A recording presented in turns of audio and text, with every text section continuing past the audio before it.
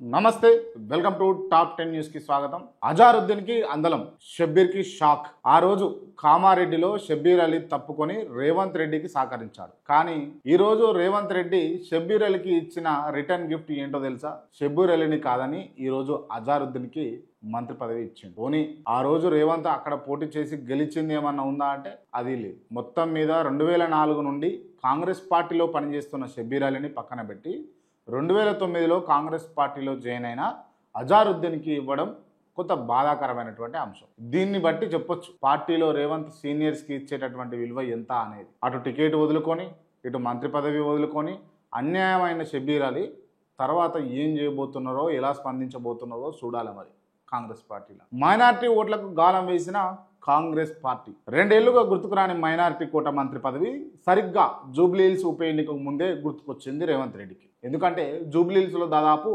30% అంటే దాదాపు 1,20,000 మంది ముస్లిం ఓట్లు ఉన్నాయి. మరి వాళ్ళు ఓట్లు వేయాలంటే ఏదో ఒకటి 20 తప్పదు. అందుకోసమే రేవంత్ రెడ్డి పనిచేసిండు. రేవంత్ రెడ్డి నవంబర్ 9, 2023న ఏం చెప్పిండు? మైనార్టీ డిక్లరేషన్లో మైనార్టీ వార్షిక బడ్జెట్ని 4,000 కోట్లకు పెంచి మైనార్టీ సబ్ ప్లాన్ ఏర్పాటు చేస్తా అన్నాడు. చేసిండా? లేదు. ఉద్యోగం లేని మైనార్టీ యువతి యువకులకు సబ్సిడీ రుణాల కోసం ప్రతి సంవత్సరం 1,000 కోట్ల రూపాయలు ఇస్తామన్నాడు. ఇచ్చిండా? లేదు. అబ్దుల్ కలాం తోఫా పిహెచ్డి చేసిన మైనార్టీ యువతి యువకులకు 5 లక్షల రూపాయలు అన్నాడు. ఇచ్చిండా? లేదు. ఇమాములకు 12,000 ఇస్తా అని అన్నాడు. ఇచ్చిండా? లేదు. ఈరోజు అక్టోబర్ 30, 2025 డిక్లరేషన్లో చెప్పిన ఏ ఒక్క మాట నిలబెట్టుకున్నాడా అంటే లేనే లేదు. అందుకే అజారుద్దీన్కి మంత్రి పదవితో ముస్లింలను కొనాలని చూస్తుండు. అజారుద్దీన్కి మంత్రి పదవి ఇస్తే ప్రజలుగా మీకు ఇచ్చిన హామీలు నెరవేరినట్లయితే కాదు. దయచేసి ముస్లిం సోదరులు ఆలోచన చేయాలి. రాజగోపాల్ రెడ్డి రాజీనామా. కాంగ్రెస్లో ఎవరికో మంత్రి పదవులు దక్కుతున్నాయి, కానీ ముఖ్యమంత్రిని ఎంత తిట్టినా రాజగోపాల్ రెడ్డికి మాత్రం బుగ్గకారులు తిరిగే అవకాశం వచ్చేలా లేదనిపిస్తాం. రాజగోపాల్ రెడ్డి కాంగ్రెస్లో జాయిన్ అయినప్పటి నుండి అసంతృప్తితోటే ఉన్నాడు. ఇక లాభం లేదనుకుని రాజీనామాకు సిద్ధపడినట్లు వార్తలు వినిపిస్తా ఉన్నాయి.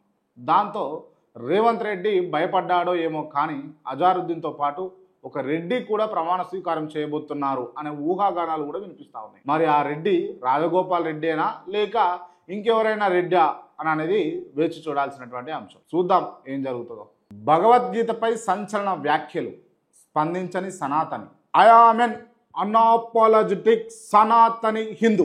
ఈ మాట వినగానే తెలుగు రాష్ట్రాల్లో ఎవరు గుర్తుకొస్తారు? నేను ప్రత్యేకంగా చెప్పాల్సినటువంటి పని లేదు. హిందూ ధర్మాన్ని కించపరిస్తే సహించను అన్న పవన్ కళ్యాణ్ ఇప్పుడు ఎక్కడ కనిపించడం లేదు. టీడీపీ ఎమ్మెల్యే, టీడీపీ బోర్డు సభ్యుడు ఎంఎస్ రాజు భగవద్గీత వల్ల ప్రజల బ్రతుకు మారలేదన్నాడు. కానీ దీని మీద పవన్ కళ్యాణ్ గారు స్పందించలేదు. మిత్రధర్మం పాటిస్తున్నారా లేక నీతులు చెప్పడానికే కానీ పాటించడానికి కాదనుకున్నారా? లేదంటే మందిది వ్యభిచారం, మనది సంసారం అనుకుంటున్నారా? తప్పుడు వ్యాఖ్యలు ఎవరు చేసినా తప్పే కదా. అలాగే అన్ని వ్యాఖ్యల మీద అలాగే స్పందించాలి. ఇక మీరే ఆలోచన చేసుకోవాలి. దయచేసి తప్పేమని ఉంటే మన్నించండి. నీళ్లల్లో ధాన్యం ప్రచారంలో ప్రభుత్వం. రైతులు కళ్ళాల్లో కన్నీళ్లు పెడుతున్నారు. ధాన్యం నీళ్లలో మునిగిపోతుంటే ప్రభుత్వం జూబ్లీహిల్స్ ఉప ఎన్నికలో ప్రచారంలో మునిగి తేలుతా ఉంది. జూబ్లీహిల్స్ ఉప ఎన్నిక కోసం 40 మంది స్టార్ క్యాంపెయినర్ల జాబితా ప్రకటించిన కాంగ్రెస్ తుఫాను వల్ల ధాన్యం మొత్తం నీళ్లలో కొట్టుకుపోతుంటే మరి రైతుల పంట నష్టాన్ని, వాళ్ళ కష్టాలని రివ్యూ చేయడానికి ఎంతమంది సభ్యులతో కమిటీ ప్రకటించారో చెప్పాలి. రేవంత్ రెడ్డి గారు దయచేసి ఆలోచన చేయండి. ఎన్నికలే ముఖ్యం కాదండి, రైతాంగ సమస్యలు అంతకన్నా ముఖ్యం. వ్యవసాయ శాఖ మంత్రిని జూబ్లీహిల్స్ ఉప ఎన్నికలో ప్రచారంలో భాగం చేశారు. మరి ఇప్పుడు రైతుల కష్టాలను పట్టించుకోవడానికి ఏ మంత్రిని నియమించారు? రేవంత్ రెడ్డి గారు కాస్త రైతాంగం మీద దృష్టి పెట్టండి. రైతుల కోసం రైతులు ధాన్యం కోల్పోయి తమ పిల్లల్ని కోల్పోయిన తీరులో కన్నీరు మున్నీరు అవుతా ఉన్నారు. దయచేసి రైతులను ఆదుకోండి. బీజేపీ నేతలను చెట్టు కట్టేయండి. మమతా బెనర్జీ అల్లుడు బీజేపీ మీద తీవ్ర స్థాయిలో విరుచుకుపడ్డాడు. ఓటర్ సమగ్ర సర్వే జాబితా విషయంలో బీజేపీ తల్లిదండ్రుల జన్మ ధృవీకరణ పత్రాలను అడిగితే బీజేపీ నేతలను కట్టిపడేసి తన్ని తరిమేయండి అంటున్నారు తృణమూల్ కాంగ్రెస్ జాతీయ ప్రధాన కార్యదర్శి అభిషేక్ బెనర్జీ.